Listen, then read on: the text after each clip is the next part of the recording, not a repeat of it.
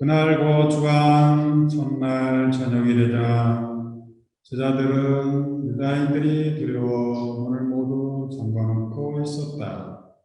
그런데 예수님께서 오시어 그들 가운데 서시며 평화가 너희와 함께 하고 그들에게 말씀하셨다. 이렇게 말씀하시고 나서 당신의 두 손과 옆구리를 그들에게 보여주셨다. 제자들은 주님을 뵙고 기뻐하였다.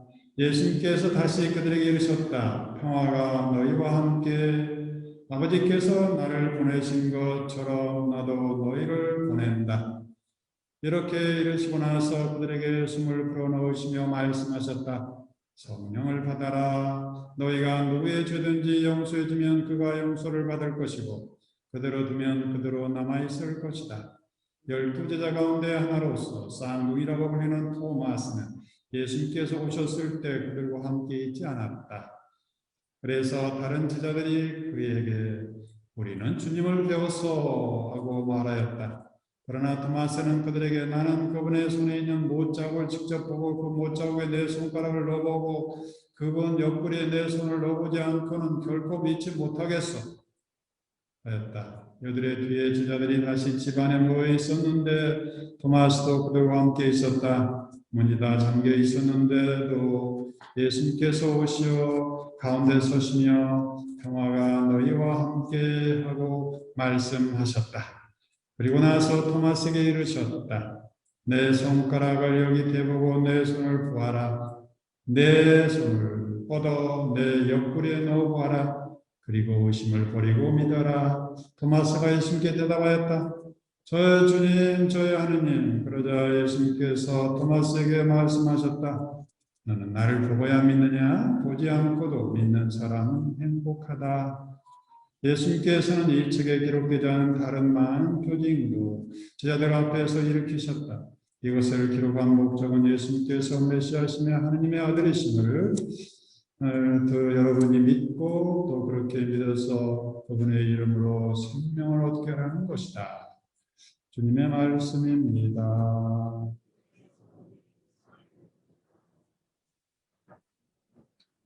네, 주님의 이름으로 사랑합니다.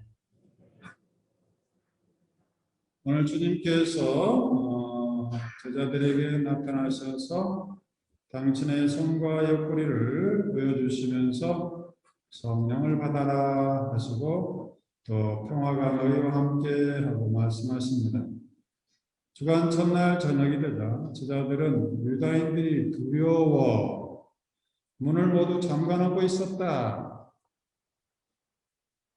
그때 예수님께서 나타나셔서 평화가 너희와 함께 라고 말씀하시고 또한 성령을 받아라 하시면서 성령을 받은 표지로 용서하고 사랑하도록 우리를 초대하고 있습니다.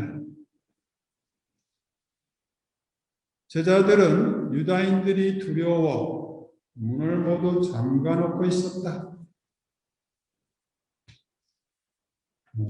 자, 예수님은 십자가를 통해서 제자들에게 평화를 빌어주고 있고 제자들은 그 십자가의 두려움에 사로잡혀서 골방의 문을 닫아놓고 있었다는 게 오늘 복음의 이야기입니다. 어찌하여 어떤 사람은 똑같은 사건에서 움츠려들고 예수님은 기쁜 소식을 전하고 어떤 차이가 있을까? 어떤 사람은 자기 상처받았다고 평생 동안 그 상처 때문에 고통받고 흔들리고 사람을 괴롭히기도 하는데 어찌하여 예수님은 당신 상처를 보여주면서 옆구리를 그들에게 보여줬더니 제자들은 주님을 뵙고 기뻐하였다. 기쁨을 줄 수 있을까? 어떤 사람은 상처 때문에 평생 동안 고통당하고 예수님은 어찌하여 이 상처를 가지고 사람을 치유하는 도구로 쓰실까? 무엇이 차이가 있을까요? 똑같은 사건인데, 똑같은 십자가인데, 똑같은 상처인데 어떤 사람은 상처 때문에 고통당하고 어떤 사람은 상처로 사람들을 치유하고 어떤 차이가 있을까? 우리가 이 지혜를 배우게 되면 내가 상처를 받아도 상처로 나를 치유하고 사람들을 치유하는 좋은 도구로 쓸 수 있겠죠? 자, 우리가 예수님께서 이 상처를 통해서 어떻게 하여 우리를 치유하시고 기쁨을 줄 수 있을까? 그것은 바로 자기 상처가 자기를 더 이상 하느님의 사랑에서 떼놓을 수 없다는 굳은 믿음에서 오는 것입니다. 부활하신 주님이 내 안에 살아계시면서 주님은 상처까지도 당신의 사랑을 드러내는 표지로 쓰시니까 나도 주님의 은총으로 평화가 너희와 함께 하시는 주님의 은총으로 내 안에 있는 상처까지도 사람을 구원하는 좋은 도구로 쓸 수 있다는 것을 믿고 확신하는 것입니다. 이런 의미에서 부활하신 주님이 살아있는 사람은 상처까지도 자비를 드러내는 표지로 쓰신다는 이야기고, 주님이 부활하신 주님이 살아계시지 않는 사람은 자기 상처를 드러내면서 사람을 비난하고 자기가 비참해지고 그것 때문에 화를 내고 그렇게 사는 것을 신념으로 삼고 있습니다. 신념 체계가, 믿음 체계가 그 사람을 그렇게 만들어버립니다. 그래서 우리는 이렇게 상처를 보면서 어떻게 해서 상처까지도 구원의 표지로 쓸 수 있는 그런 신념 체계를 형성할까? 믿음 체계를 형성할까? 이거를 주님한테 배우는 거예요. 우리 주님은 십자가상 위에서도 누군가를 저주하고 비난하지 않고 아버지 저들을 사랑하고 용서하소서 하고 하나님께 기도하는 신념 체계를 갖추고 있었던 것입니다. 우리는 옛날부터 누군가가 나를 조금이라도 비난하고 뒷담화하고 나를 함부로 무시하면 일단 화를 내라는 신념체계가 형성되어 있습니다. 이거는 나도 모르는 사이 신념체계가 얼마나 중요한지 모르는 내가 모르는 상태에서 나도 모르게 어렸을 때부터 형성된 거예요.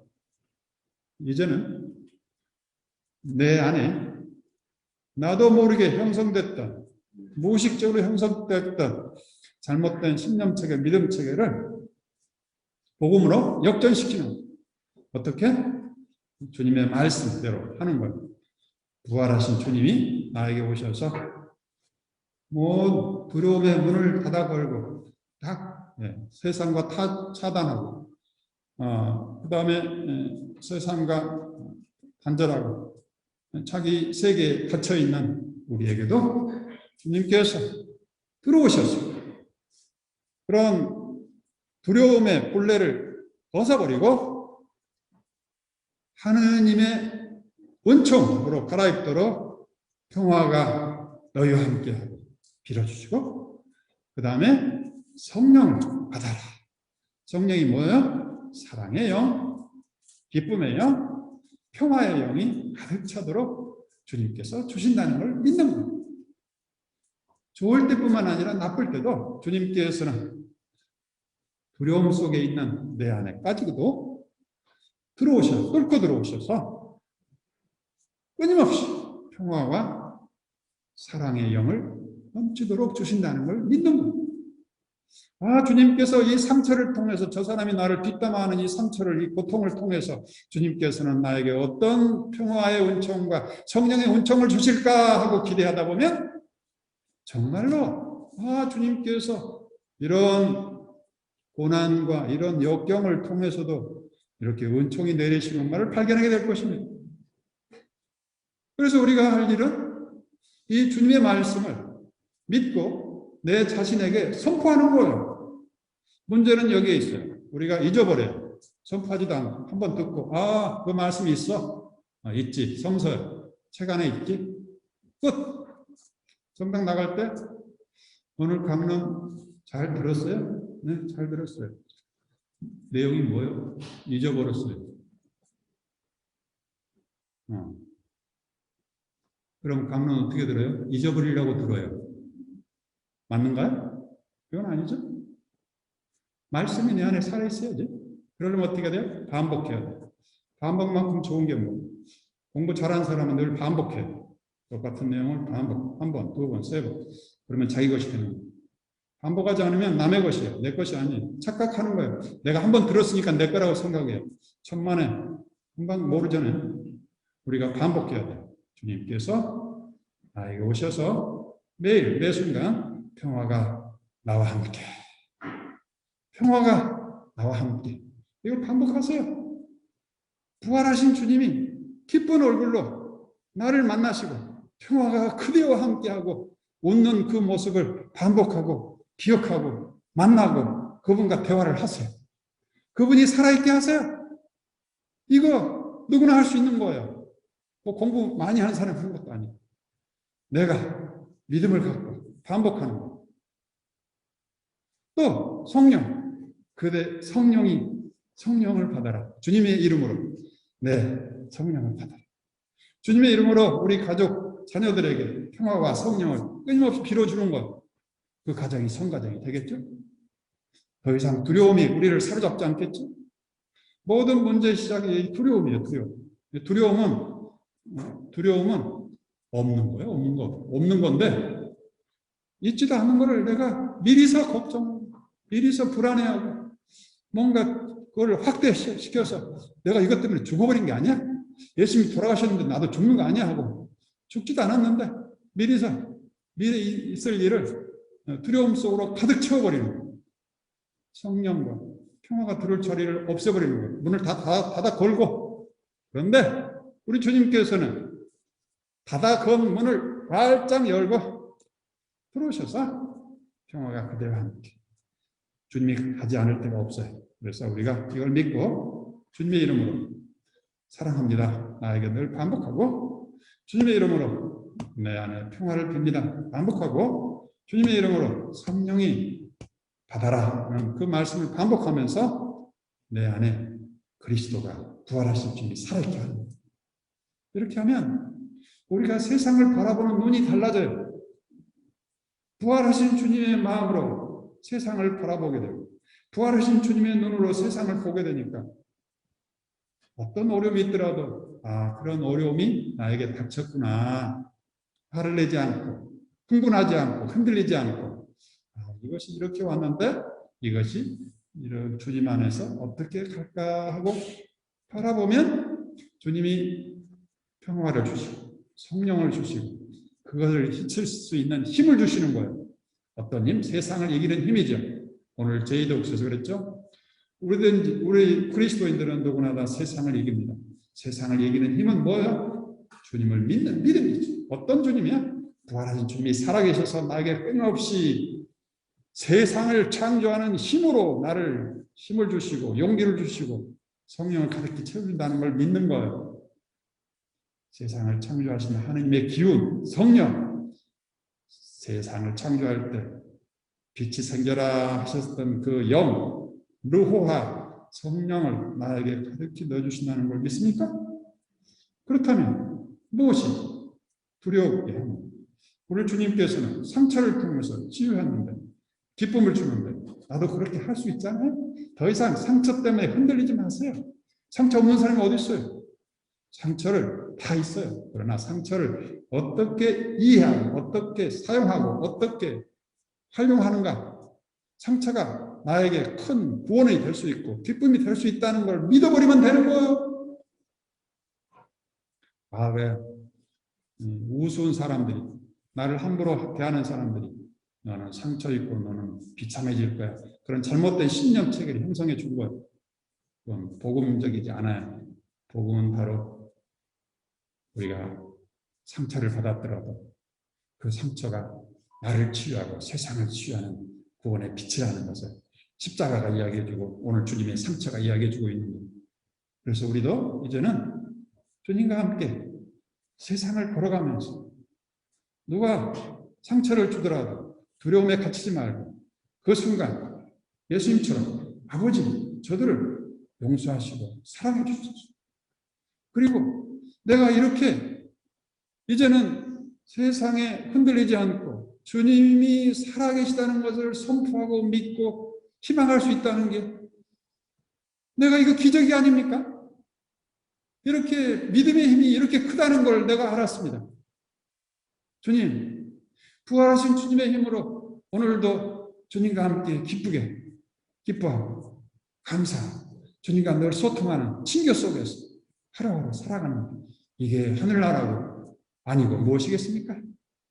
부활하신 주님의 선물은 이제는 두려움에 맡겨버리고 사람들의 뒷담화에 묻혀버리고 그렇게 하지 마시고 뒷담화 하면 할수록 누군가 힘들게 하면 할수록 상처가 나를 힘들게 하면 할수록 부활하신 주님의 말씀을 반복해서 그리스도를 우리 안에 부활시켜내세요. 책 속에 갇혀있는 그리스도의 말씀을 부활시켜서 내 마음 안에 가득 채우는 것. 무의식적으로 나오도록 그렇게 해서 어떤 상황이더라도 내가 세상을 그리스도의 부활의 마음으로 부활의 시선으로 그리스도의 부활의 기쁨으로 바라보면서 모든 상황을 역전시키는 거예요. 부활하신 주님의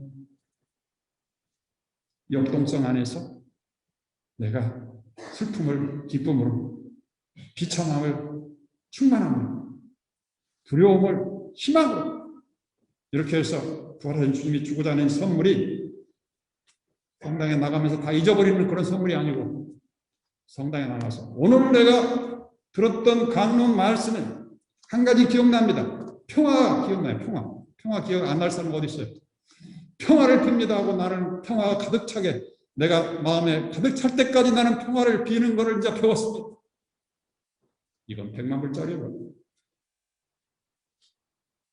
준 성령을 가득하라고 이 반복하는 걸 내가 이 100만 불짜리를 배웠습니다. 이걸 이제 내가 죽을 때까지 하면서 내가 죽으면서 그때부터 나는 평화와 성령이 가득한 삶을 살았구나 하면서 주님 감사합니다 하고 눈을 감고 나도 이제는 예수님처럼 멋있게 세상을 떠날 수도 있게 됐습니다. 아버지 저들을 용서하시고 사랑하소서 하고 주님의 부활한 주님과 함께 걷는 여정을 할 수 있었습니다. 아멘.